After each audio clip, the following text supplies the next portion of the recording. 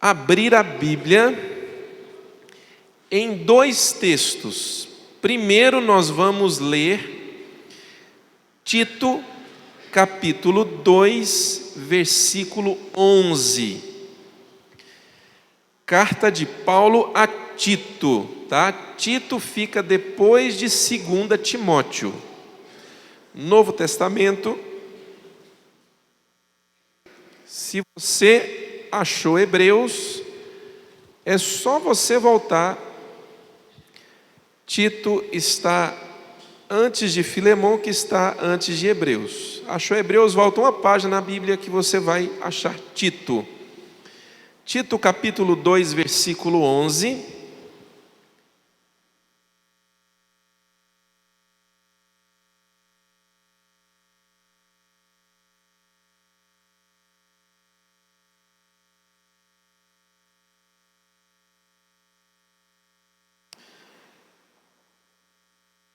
E o outro texto, irmão, já vai abrindo aí, porque a hora que eu falar, você já está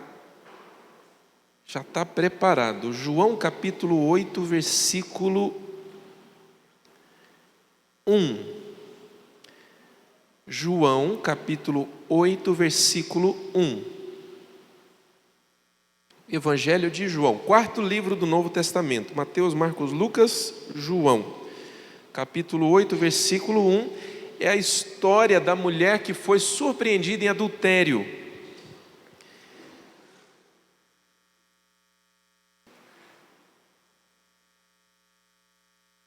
Mas nós vamos ler primeiro Tito capítulo 2, versículo 11.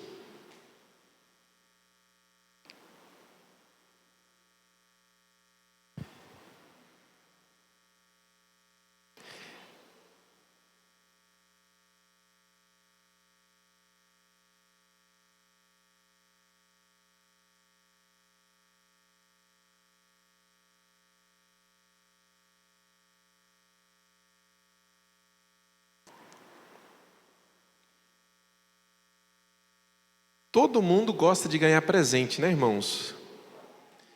Eu gosto de ganhar presente. Algumas pessoas, a linguagem de amor delas, né? O que é a linguagem de amor? Aquilo que você pode fazer por ela que toca profundamente ela. Algumas pessoas têm como linguagem de amor presente, é o caso da minha esposa, né?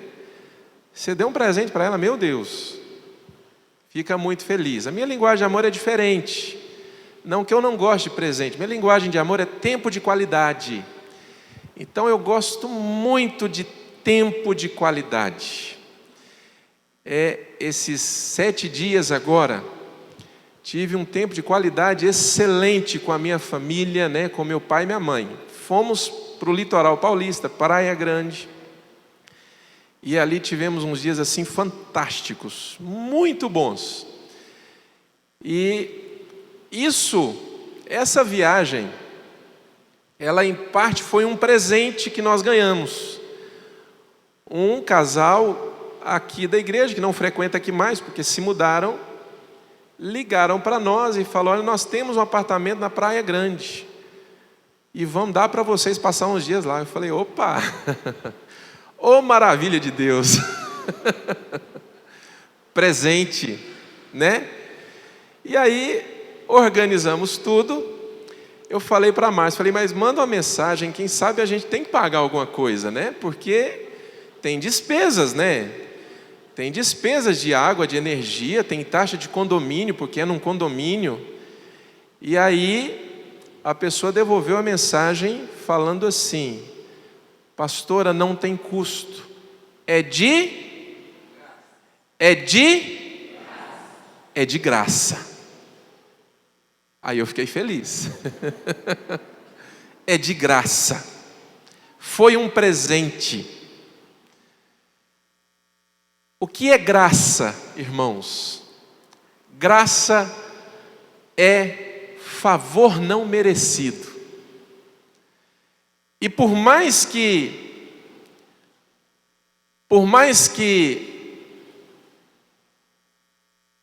o casal que nos presenteou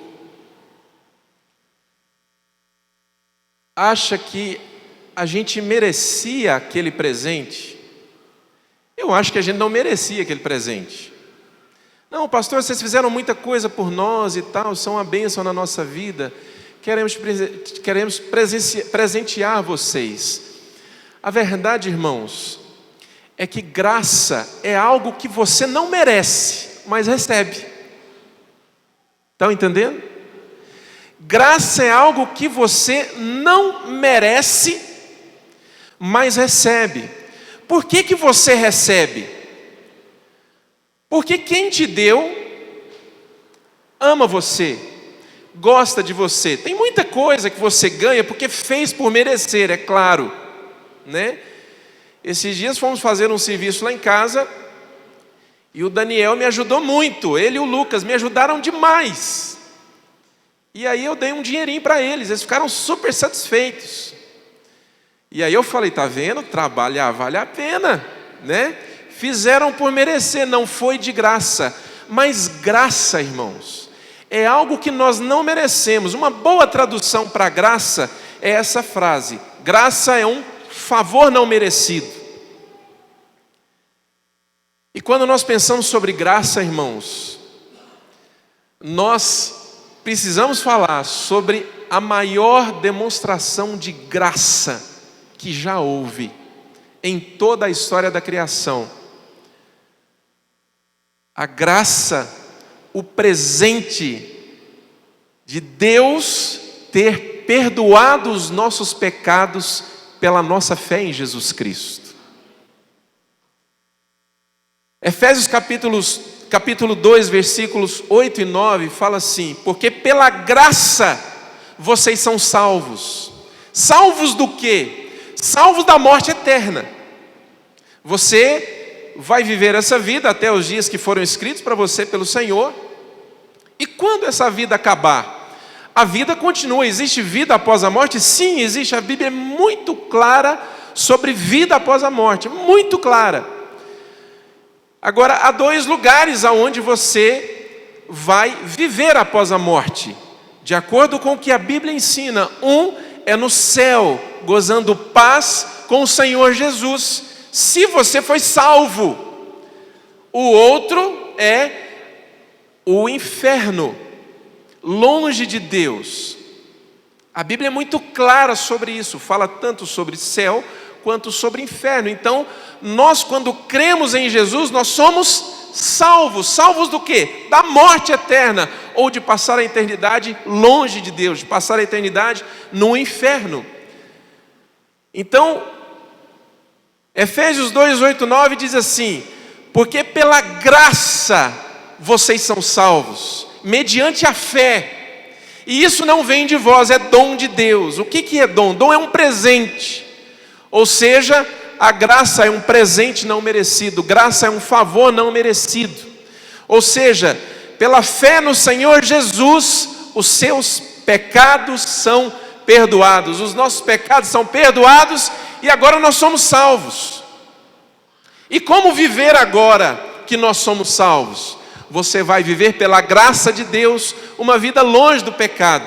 Acontece, irmãos, que nas últimas décadas houve uma distorção sobre a graça.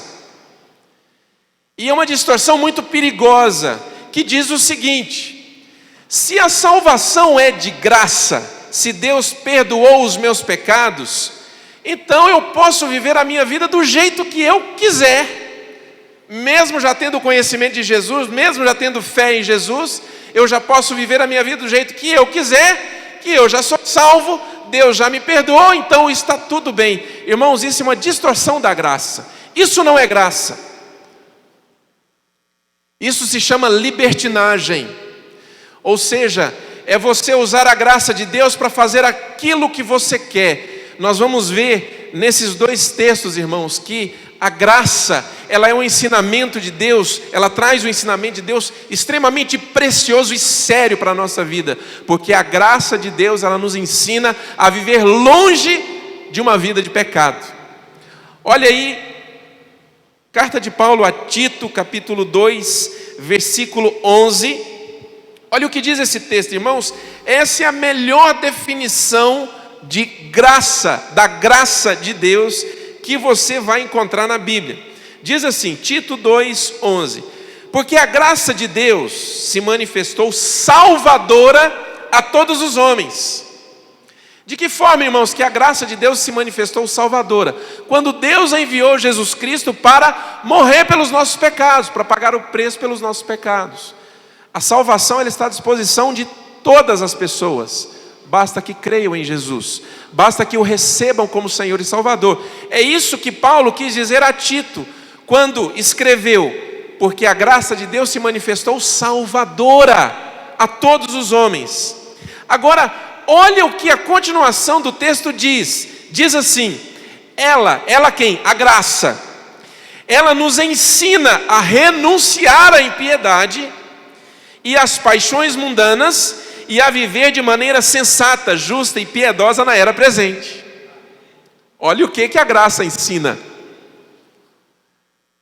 Então você vê que primeiro ela se manifesta o quê? Salvadora, salvação. Livrar você da morte eterna, livrar você do inferno. Você crê em Jesus, você recebe Jesus como seu Senhor e Salvador. Os seus pecados são perdoados. Então você agora é salvo. E aí, pastor, agora eu estou em Cristo, sou uma nova criatura, posso viver a minha vida do jeito que eu quero? Não. A graça de Deus, ela traz um ensino. O que ela nos ensina? Renunciar à impiedade. Irmãos, todos os dias da nossa vida, nós vamos ter que renunciar à impiedade. O que é renunciar à impiedade? Renunciar ao pecado, dizer não para o pecado, se afastar do pecado, se afastar daquilo que te prendeu um dia, a vida inteira, irmãos. Ela nos ensina a renunciar à impiedade e às paixões carnais, e a viver de maneira sensata, justa e piedosa. O que é viver de maneira o que é viver de maneira piedosa? Não é viver tendo pena das pessoas. Ah, aquele irmão da igreja é um irmão muito piedoso, porque ele tem dó de todo mundo. Irmãos, isso não é ser piedoso. Isso tem outro nome. Ser piedoso, irmãos, é o contrário de ser impiedoso. Ser piedoso é o contrário de ser ímpio. Ser piedoso, irmãos, nada mais é do que andar nos ensinamentos de Jesus. Quantos entenderam isso? A graça nos ensina a sermos piedosos, a andarmos no caminho do Senhor, a renunciarmos às paixões carnais. O que são as paixões carnais, irmãos? O desejo de fazer aquilo que nós sabemos que é errado, que está errado. A graça me ensina a viver longe disso. Então, olha só, versículo 12, olha aí na sua Bíblia.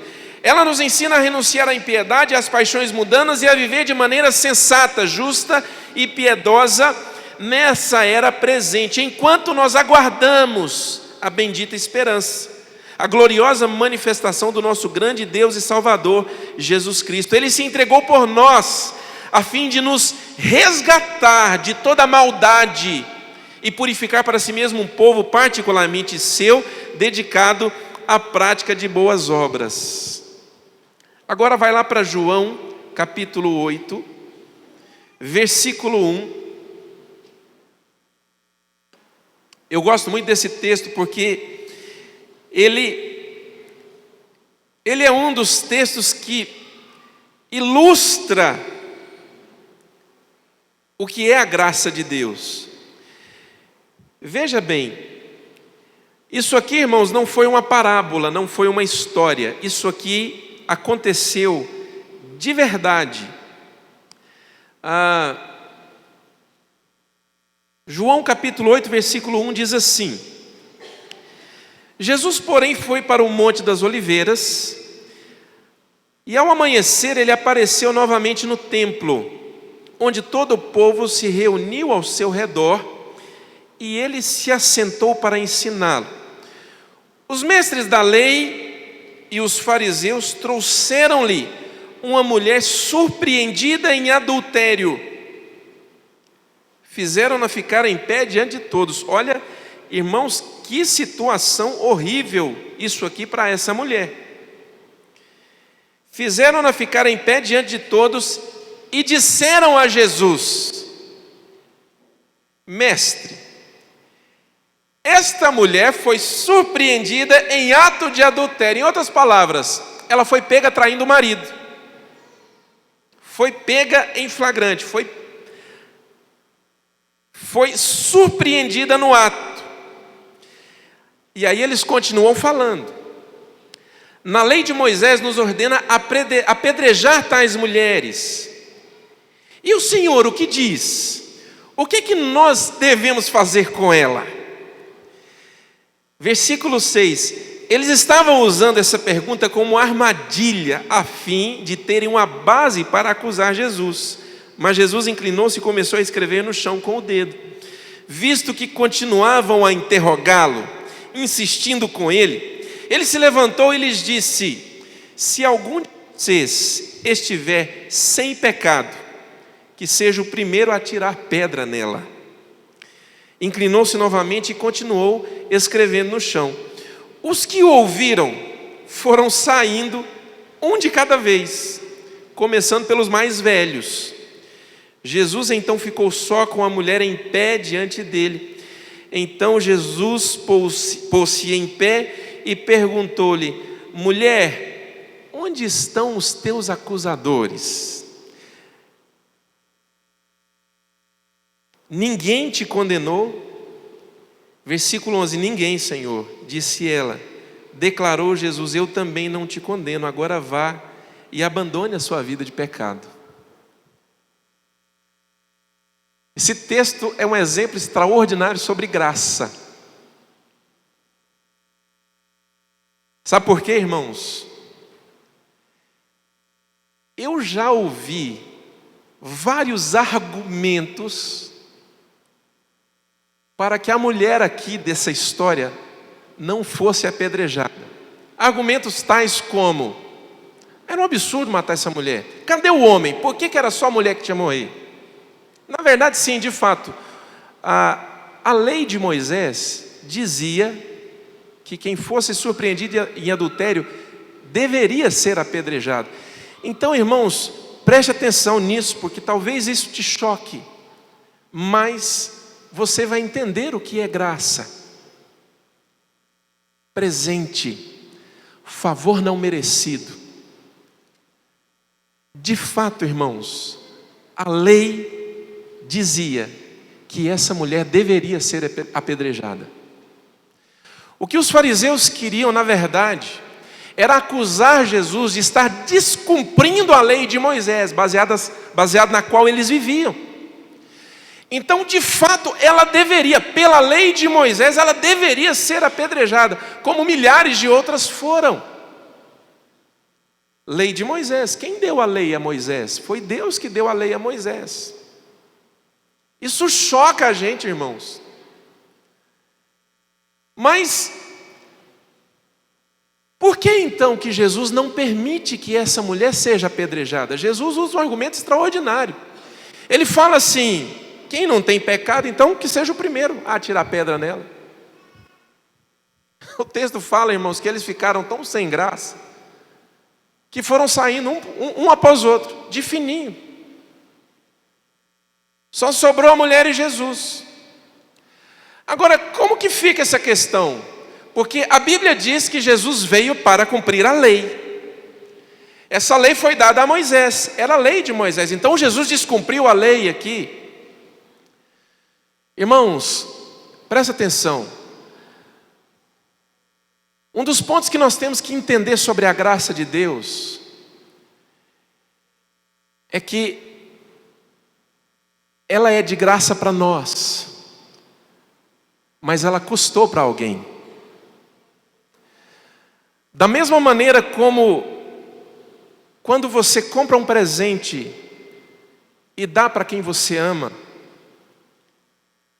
para quem recebe aquilo não vai custar nada, ele vai ficar super feliz, mas custou um preço para quem comprou o presente.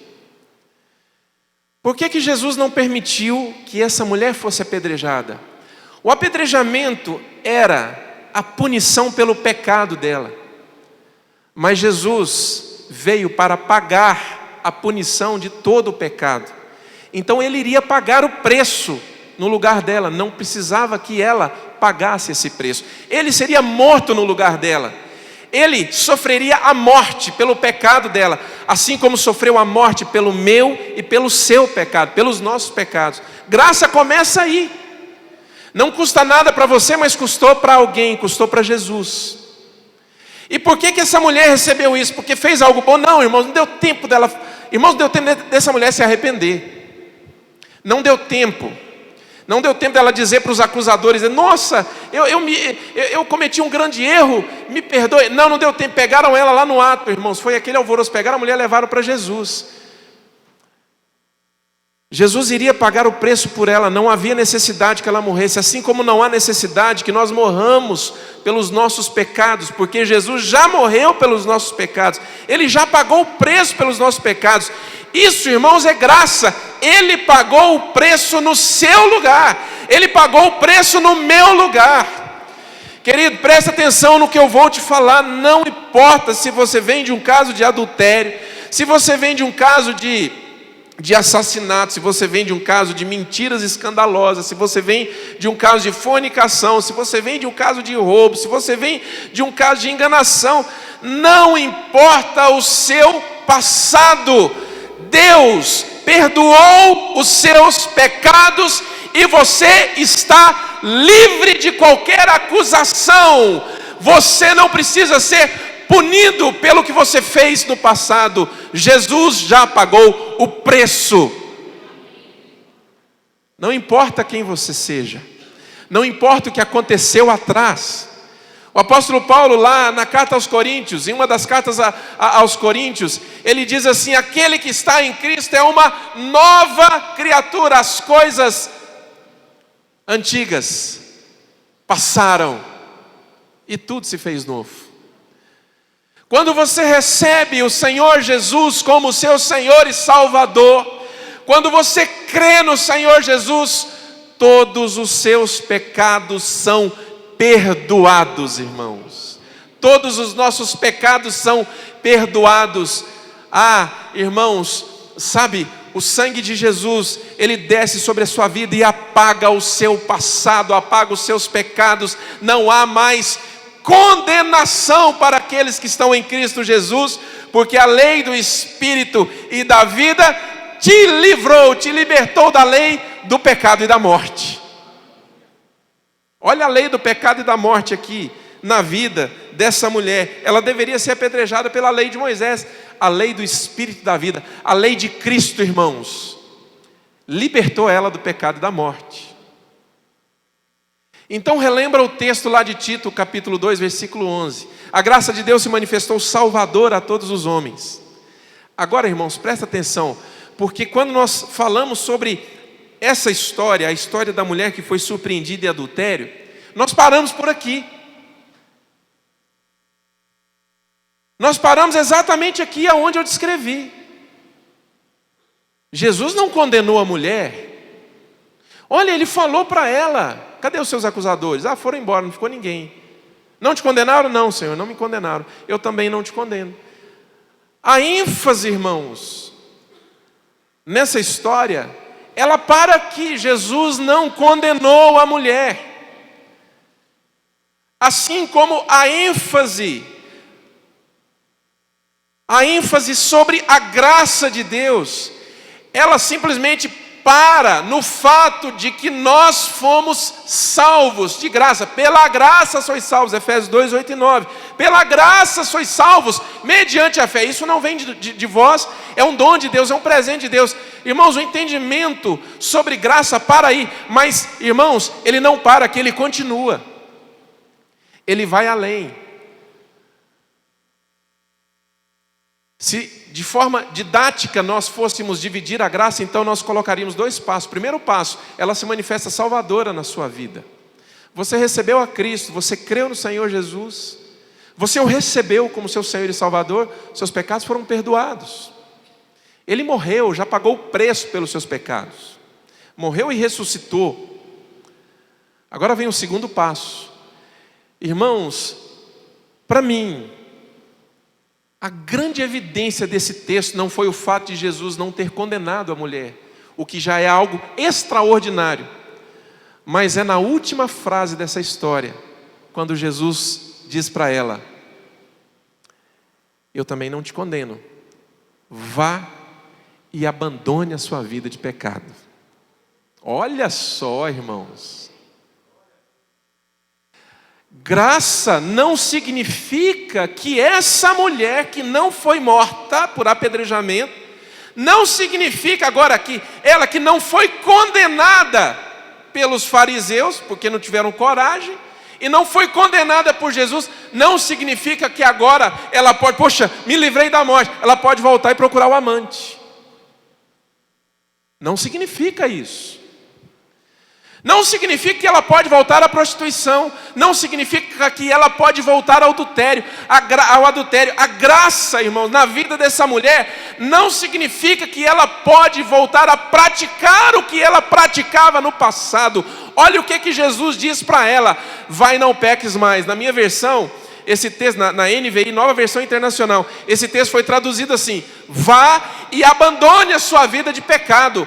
Graça, irmãos, não termina apenas no fato de o Senhor não te condenar quando você se arrepende, quando você crê em Jesus. Mas ela termina, sabe onde? Ela termina no fato de você abandonar a sua vida de pecado. Imagina, irmãos, essa mulher, poxa vida, fui pega. Os fariseus quiseram me apedrejar, não me apedrejaram. O mestre, Jesus, não me condenou. Imagina, irmãos, ela volta e procura o amante de novo. Ou ela dá um tempo, espera mais um tempo e volta e foge com o amante. Ou seja, ela jogou fora a graça. Ela desprezou aquilo que foi feito por ela. E aí, irmãos, vem um ensinamento muito precioso sobre a graça. Irmãos, quando nós passamos a praticar aquilo que praticávamos no passado, quando nós voltamos ao pecado, irmãos, do qual nós fomos libertos, nós estamos desprezando a graça de Deus. Quando nós voltamos, irmãos, a praticar aquilo que um tempo atrás nos prendeu, baseado no argumento de que eu estou em Cristo, sabe, o fato de eu estar agora debaixo da graça de Deus me permite a viver uma vida do jeito que eu quero. Não, irmãos, lembra do segundo passo da graça: vai e abandone a sua vida de pecado. Ele não te condena. A graça de Deus não traz condenação sobre a sua vida. Ela não traz condenação sobre a sua vida, mas ela também te ensina a abandonar a sua vida de pecado. Lembra lá de Tito capítulo 2, versículo 12, versículo 11, né? Eu lembro de cor: a graça de Deus se manifestou Salvador a todos os homens. Versículo 12, ela nos ensina a renunciar à impiedade, ela nos ensina a renunciar às paixões carnais, ela nos ensina a viver uma vida sensata, justa e piedosa. Eu expliquei o que é viver uma vida piedosa. Isso é graça, irmãos. Quando nós achamos, irmãos, que o fato de nós virmos à igreja todos os domingos, sermos dizimistas fiéis, quando nós achamos, irmãos, que o fato de nós crermos em Deus nos dá liberdade para praticar o que praticávamos no passado, irmãos, nós estamos redondamente enganados. Isso não é graça. Mas há um monte de igrejas aí fora, irmãos, que ensina isso. Estão entendendo? A história da mulher que foi pega em adultério, ela termina aqui. Não te condenaram? Não, eu também não te condeno. Então pronto, terminou aqui. Não, a história não termina aqui. Jesus disse para ela: eu também não te condeno. Então vá e abandone a sua vida de pecado. Olha esse texto aqui, irmãos. Ainda em João capítulo 8, veja no versículo 31. João 8, 31.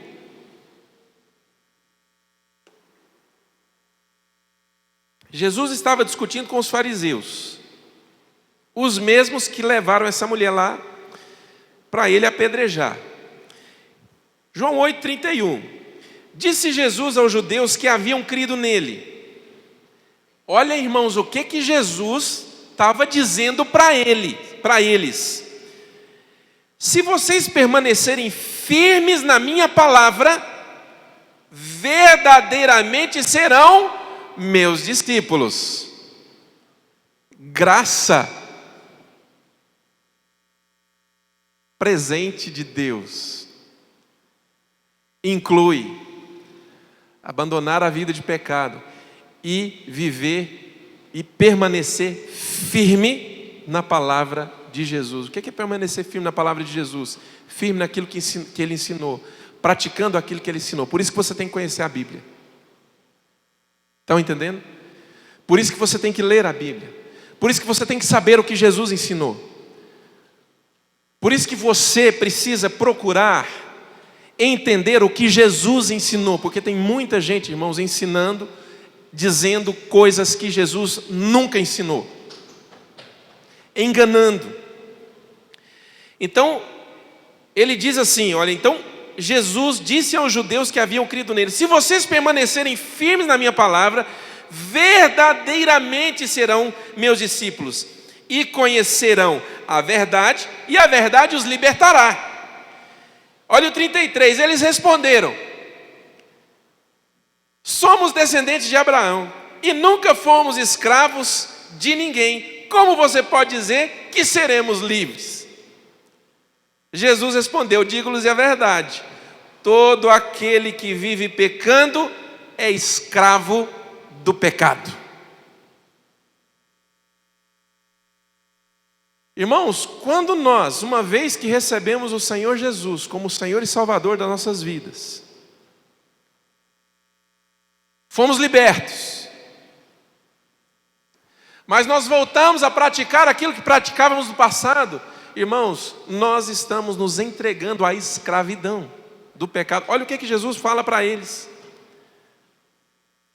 digo-lhes a verdade, João 8,34, todo aquele que vive pecando é escravo do pecado. Olha o 35, o escravo não tem lugar permanente na família, mas o filho pertence a ele para sempre. Portanto, se o filho os libertar, vocês de fato serão livres. Eu quero terminar, irmãos, frisando essa frase: se o Filho vos libertar, de fato vocês serão livres. Ou numa versão mais conhecida: se Cristo vos libertar, verdadeiramente sereis livres. Querido, se nós estamos de fato em Cristo, então de fato nós vamos viver como quem está livre, e não como quem está preso ao pecado. Amém, irmãos? Amém. Vamos ficar de pé.